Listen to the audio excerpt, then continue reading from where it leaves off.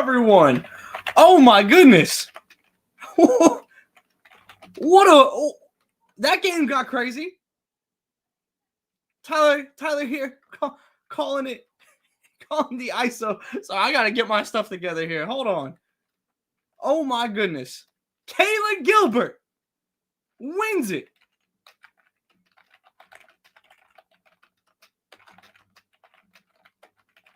Oh my goodness. Okay, let's talk, y'all. Let's talk. That finish from KAILYN Gilbert. That finish. She's had several now over the course of this season where it's just pure ice. Pure ice. She had, I think it was the game against Washington. She had a late bucket to put them over the top. Like, goodness. KAILYN Gilbert has been one of my favorite players to watch over the course of this season. Off the top of my head, pretty comfortably the best player off the bench this season. This is, man, Tennessee, so close. So incredibly close. But ultimately, LSU gets away with it again. LSU, one thing LSU is going to do is get away with it again. And goodness did they. Man. Again, I'm still in shock. I just brought us live, and I haven't been able to fully process that finish from KAILYN Gilbert. 22 points for her in this game. Again, that's a hooper, man. That's a hooper, like a real deal hooper. And just the ice to now be at several times throughout this season the go-to player, which is honestly pretty interesting because to this comment here, Yellen get it to Flau'jae, rightfully so. Michaela Williams, rightfully so. Anissa was fantastic today. You're happy with her getting that last shot. But it's KAILYN Gilbert again. And like at this point, like why wouldn't it be? Like there's no reason for it not to be right now. This is now several times where Gilbert has been the one to get the bucket for LSU. And again, why wouldn't it be? Because she hasn't really missed yet. I'm calling the ISO tonight, so please, like, let me know what your guys' thoughts on this game were. Obviously, we have some other games going around the nation right now. I know Oklahoma is in a tight one with Mississippi State. So that game is also going on. They're currently up by 1. Duke and North Carolina. It is 36-28 in the fourth quarter of Duke, North Carolina. Iowa and Illinois are in a close one. Texas is blowing out Alabama early. But let's dive into this game. Obviously, this look for Tennessee is still new stylistically this season. Kim Caldwell has completely revamped the Tennessee system and the Tennessee way of playing. And we had our preview earlier today. And first off, Tennessee performed better than expected. And also, one thing to note as we get into this, Tennessee and LSU are going to play again at LSU later this regular season, which after conference realignment and everything is not a given across these conferences. So we're going to see this game again. And the thing, going back to the preview that I was super interested in was, how does LSU play this game? In the sense of, LSU is certainly a slower pace, not a slow team, but a slower pace team compared to Tennessee, which you could say about just about any team in the country. Frankly, I think the Oklahoma-Tennessee game is going to be the only time we really see a team go pace for pace with Tennessee in that way and do kind of the mass subbing and everything. Like Oklahoma and Tennessee are just very similar in that way. LSU is not, but they're not a slow team. And here's the thing. They don't play like that from a Kim Mulkey systematic style of play, but Anissa Morrow can play fast. Flau'jae can play fast. Michaela Williams can play. Like they have the athletes to do this. So at no point did I really feel like they were uncomfortable in the very, very fast pace of Tennessee.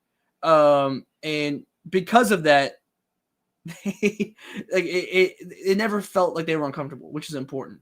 Yeah, so LSU is not a slow-paced team. I'm going to clarify that.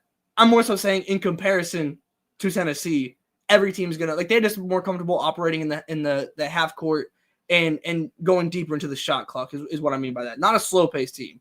But ultimately, it came down to the paint, right? Which is starting to become a trend for Tennessee. They struggled with Reagan Beers didn't have like a dominant game on her own, but when Reagan Beers was in the game in the Oklahoma game, they struggled with her. And honestly, even the depth of size from Oklahoma, Tennessee struggled with a little bit. And again, today it was Anissa Morrow that just absolutely dominated this game, was just everywhere. 23 points, 21 rebounds, 9 of 17, 5 of 5 from the free throw line. She was kind of our key player in the preview to look at because of the struggles that we've seen with posts so far in the early returns of conference play for Tennessee. And she more than lived up to that standard today of dominating. I don't think there's a better word for it. Dominating this game in the post. The rebounding especially was just massive. And I think it's important to note that Tennessee is one of the best rebounding teams in the nation so far this season, just from a statistic point of view. And it wasn't like a crazy rebounding margin. It was 46-38 in LSU's favor.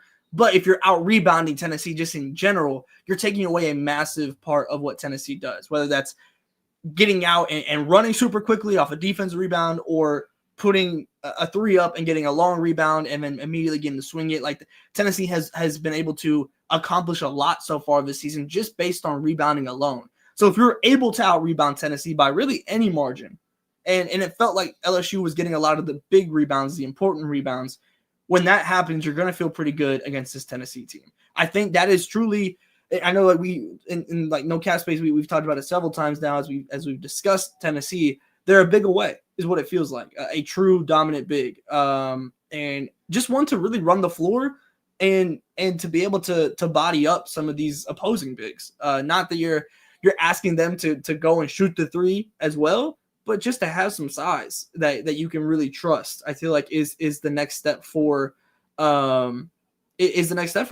And obviously this is year one, and again, this is ahead of schedule for Kim Caldwell. I think it's important to note that even with the loss, like the fact that this is a 2-point win where LSU escapes this game, you are feeling great. You stayed with it at all times. And to kind of get into a broader point here, and then we could dive in more into the game. I come as an Oklahoma fan. I come from watching a very, very similar system with Jenny Baranczyk. And especially in the early years with Jenny, a lot of the same issues that Tennessee has right now is what Oklahoma had. And even really going into last year, like just not having that true five.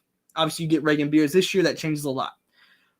One of the things when it comes to relying on three-point shooting in this way that makes it a danger is what happens when you get punched and your shot's not falling, right? And I've seen that with Oklahoma on several times, again, especially early on in Jenny's tenure at OU, where they get punched and they can get blown out just because it's hard to punch back sometimes when you're so reliant on the three-point shot. And that's what I was very worried about in the first half. The second half came, and they started getting paint touches. And that's when it changed for me. And it's like, it's not like they're going away from the three-point shot, but when you start getting paint touches in that way and just a variety of attack, even if the end result is similar or the same, the variety in the way that you're getting there, it's kind of different equations to the same answer. Like, I thought that mix-up was very, very important in the second half and was vital in what Tennessee was able to do in making this a close game and taking the lead at points in this game. So that's what I'm looking for going forward now, is how can Tennessee mix up the variety in this and find different ways to, again, even if it's the same end result, how can you mix up the variety just to make it difficult for the opposing team? Because Tennessee is a very, very, very solid team. And Talaysia Cooper is one of them ones, yo. Like, she is one of those ones. Jewel Spear has been fantastic the last 5 games or so. Like, they're going to get somebody in the SEC. Like, it feels like it's bound to happen. This team, every time I start to kind of worry about Tennessee in SEC play so far, like they come back. They come back. In the Oklahoma game, they almost beat Oklahoma. This game, they almost beat LSU. Those almost are going to turn into wins. Whether that be this year, whether that be next year, this is a team that I'm very, very excited by.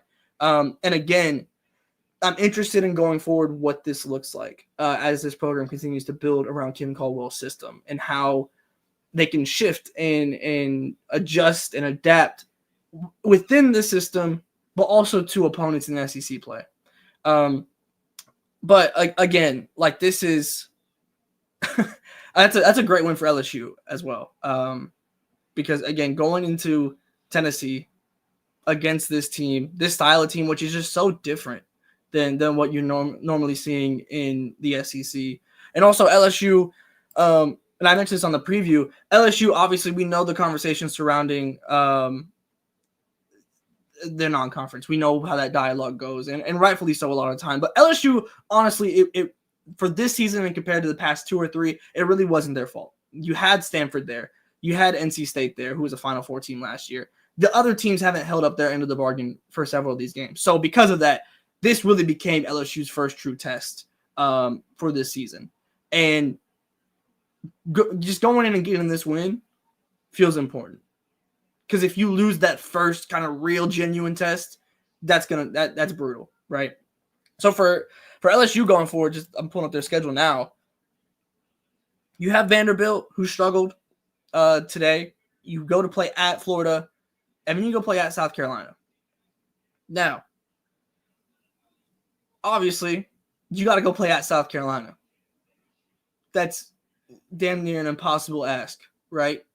But if they're able to go to South Carolina and build off this win over Vanderbilt against Florida and go into South Carolina feeling good, I will be very intrigued by that game. And obviously, I think we're going to learn a lot about South Carolina this weekend as well. Obviously, they get the good win against Texas A&M, but ultimately, A&M is not the standard bearer of the SEC. When we see what South Carolina looks like against Texas without Ashton Watkins, that's when we're going to have a much better idea of what this matchup could potentially look like. But Anissa Morrow she's been fantastic this season, really. And the more that LSU can get the perimeter and the bigs clicking, that was the biggest thing for me during non-conference play with LSU was how can you get both going at the same time? Because that felt like the problem is that it would be, okay, one game Anissa is going crazy. The next game it's Michaela and Flauge, and like kind of getting them to function both at the same time at their peaks. And this was one of the better games of doing that. Because, if you're getting 23, 16, and 20 from Anissa, Michaela, and Flauge respectively, and then obviously KAILYN Gilbert coming off the bench and producing the way that she did, you're going to feel good. You're going to feel good about that going against just about anybody in the country. This is a game where obviously Tennessee really wants you to make mistakes. And that I don't feel like LSU made many over the course of this game. 14 turnovers. Like you obviously you have older players on this team. You have players that you trust on this team. They just didn't make many mistakes. They didn't give Tennessee a ton of opportunities to capitalize on much of anything. And again, because of that, you're able to pick up this win in a tight one. Yes, this right here, the SEC tournament is going to be insane. It will.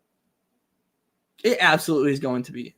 It is going to be nuts. Even even if you just look across most teams in the SEC have a player that can go get you a win. Just in general, right?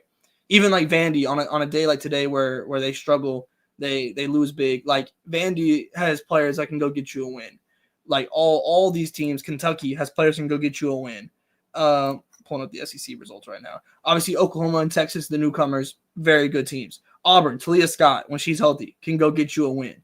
Like these are teams that it's going to get messy. Like it feels. I'd be pretty surprised if it was just chalk across the board in the SEC tournament. There's going to be some level of upsets in the SEC tournament. Now, I'm not saying it's going to be like the top of the top teams getting upset, but I still think it's the most likely scenario is South Carolina and one of Texas or LSU in the final, but it feels like it's gonna get messy. And even over the course of conference play, like the middle of the SEC, it'll be very interesting come tournament selection time, what the middle of the SEC looks like by then, because they're gonna eat each other alive. I feel like again, I feel like there's a top tier of the SEC, and after that, like your Kentuckys, your Alabamas, your Vanderbilts, your Tennessees, like those are the teams that I feel like are really gonna beat up on each other.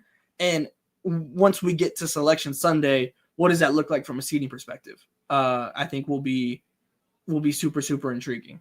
Yeah. Any other thoughts from y'all? Chat, talk to me. What are we feeling from this game? Is there anything that we haven't touched on that stood out to y'all in this game? Again, we'll have boots on the ground this weekend at South Carolina, Texas. We'll be live after South Carolina, Texas for immediate breakdowns on that. So make sure you guys I see y'all talking about SC in the chat. So we'll have some South Carolina dialogue on deck for you this weekend. Don't worry. Tennessee is a better team than I realized. Ultimately, like obviously they didn't play like an insane non-conference schedule, so these are again kind of similar to LSU in a way where like these obviously Tennessee played Oklahoma already, but this was another game for them where it's like, okay, let's see, it's kind of a benchmark test. Especially for Tennessee, as you're really trying to figure out where you stand in the SEC this season. And man, they even though you come away with the loss, like I feel very similarly to the game against Oklahoma, where it's like, man, you're a recruit away or a year away, a transfer away. Like, and I again very excited about what Kim Caldwell is building there. We had her on in the beginning of the season, or preseason, excuse me, and I was already sold then, honestly, but like everything that I've seen since then, whether it be the recruiting visits, whether it be the style of play, the emphasis on defense as well. Because when we talked to her, we talked about pace, we talked about offense, and I feel like we didn't really dive into the defense a ton, but the defense is legit.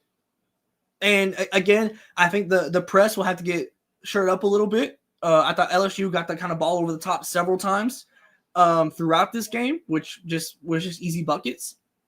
But that's also, you know what you're doing when you're running a press and what you risk in that sense. And again, I feel like 2 years from now, like let's say Talasia Cooper when she's a senior, right?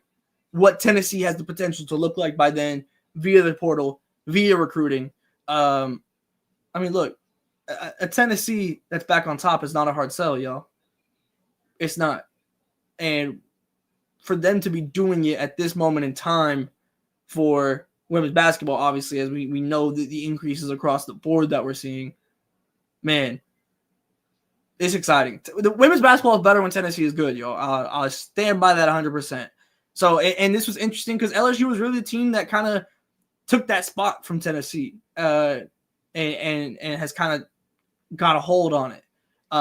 So now to see Tennessee back competing with LSU in this way, obviously we'll have to see what the run back game looks like. I think it's pretty decently later into the season for conference play. February 9th is LSU Tennessee at LSU. So I think that game will be a massive one to kind of figure out where Tennessee stands at that point. And obviously we'll have more games from a Tennessee perspective by then as well. But looking ahead for Tennessee and what this looks like, you have at Arkansas, Mississippi State, at Vanderbilt. They go into a bit of a gauntlet in February or end of January into February. You play at Texas, you play versus South Carolina, you host South Carolina, play at Missouri, you host UConn, you play at LSU. Once, like I said, we're already feeling good about Tennessee. But we're really going to know what Tennessee is built by the time Valentine's Day comes around.